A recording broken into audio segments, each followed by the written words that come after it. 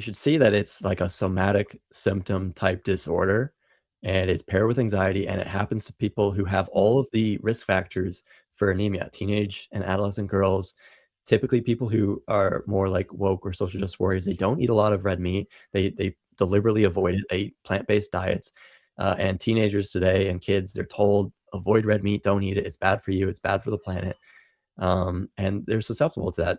It's propaganda. They're susceptible to that propaganda, and they're growing rapidly, right? So anemia is more Mhm. likely, and they're like, I really feel for them because like they're going through a lot, and then they're told that, oh, okay, like if you're feeling all of this anxiety, if you really feel like there's something wrong with you, this is what it is, right? Um, and like when that's the case, when they're obviously visibly, you can see it with your eyes, so long as you're not colorblind, you can see it. Just look, please just look with your eyes. You will see it that they are visibly anemic. They are Right. missing blood underneath their skin. Mhm. And you can't just think that that doesn't do anything. Your blood is so vital and important. If you bleed out, Mhm. you die. What happens if you don't quite bleed out enough to die, but you lose a significant amount of blood? Mhm.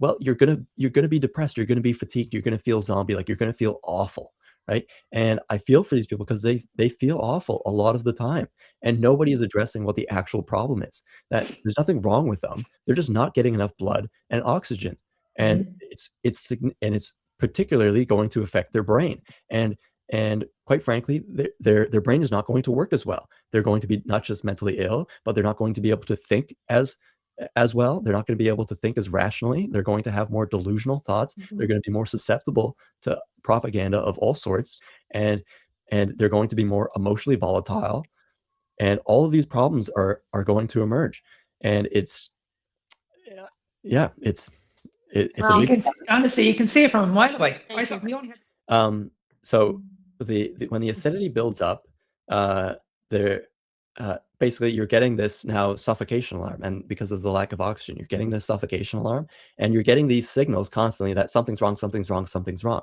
I'm Mhm. suffocating, something's wrong, right? And you're unfortunately the mind doesn't precisely identify that. Well, it's because you're anemic and you're not getting enough oxygen, right? And we're not built that way, and so we're on the lookout for something to be wrong. And Mhm. another issue is that the outermost regions of the brain are the most sensitive to hypoxia because they are most evolutionarily Mhm. recent, and because although they perform the most impressive feats of cognition, and everything that humans are most proud of, they are actually the least vital to survival.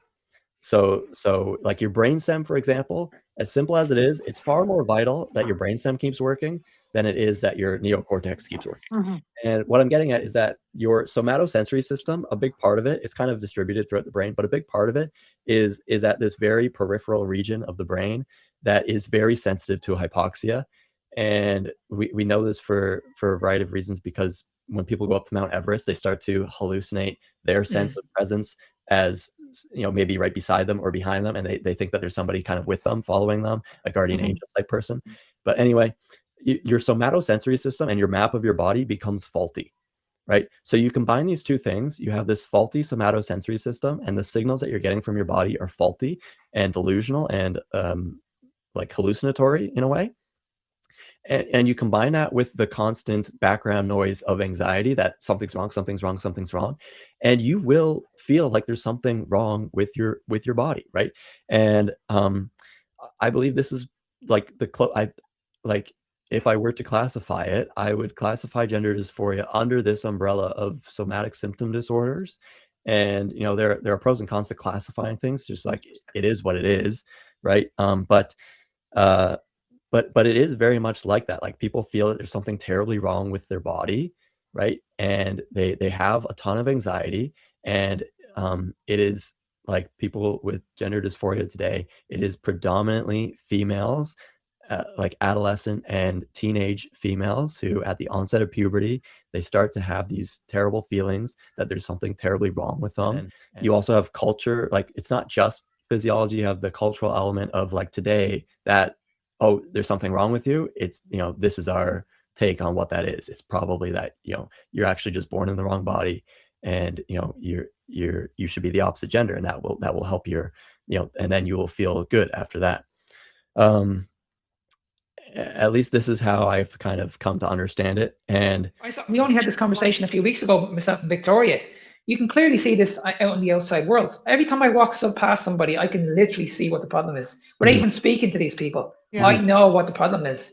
And what frustrates me, Brendan, is I get this a lot from people as well. They'll come to me and say, "Oh, my doctor says my blood work is absolutely perfect."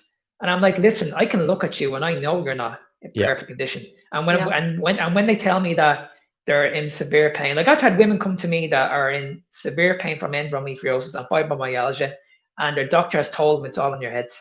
There's nothing wrong with you. Look at your blood, look at your lab work. There's nothing there to be concerned about. It's like, holy shit. Like you need to go back to your doctor and say, "Listen, do you not understand that I'm in a lot of pain here? Like, look at me. Like, how can you tell me that there's nothing wrong with me when I know there's something wrong with me?" Exactly. As great as objective measures can be for certain things, like we cannot just throw symptomatology and how we actually feel and our real world senses out the window. Like you can tell when you're not well, and you can tell when other people are not well. Like you can see health and vitality in other people. We have to, because if I'm going to pick somebody as a mate or even as a friend or an ally, I need to know how physically robust and vital they are. And can I ask one question, Brendan? How do we change that though? Because what I've been doing, a lot of people, they tell me like, "Oh my God, after you've said this, it really clicks for me. All of the dots become connected and I can see it and they can understand it. And what they used to see subconsciously, they now see consciously and explicitly, because like what I was talking about with you can see the redness or the pallor.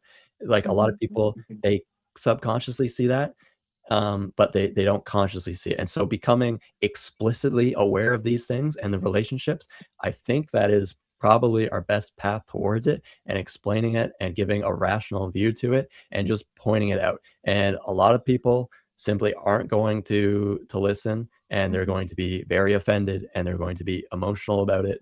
And I long before I set out on delivering this message, I knew that that would be the case. And it's very unfortunate. Right in part, it's like, listen, you're not meant to suffer. You're not meant to be in this situation. There has to be something that's causing this.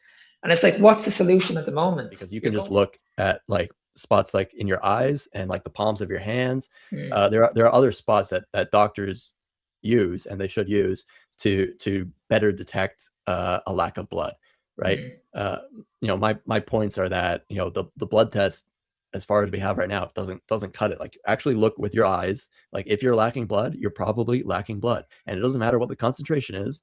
If you don't have enough blood, you don't have enough blood, and you're not going to deliver enough oxygen, right? So, yeah, 100%. I'm going to go out and get some liver. This has been inspirational. It all makes, honestly, it just makes all perfect sense, because I've been saying this for years. Yeah. I'm glad it makes sense, because I felt like a crazy person for years. Because I was the same, Brendan. I was the same. I'm a nobody. I don't have any academic qualifications. I don't have a social media following. So it is very difficult for me to get this out there. But I do plan. I'm relentless. I will get this out there. I'll be. Well, honestly, this conversation needs to be heard. Yeah, because I really believe this conversation. Yeah.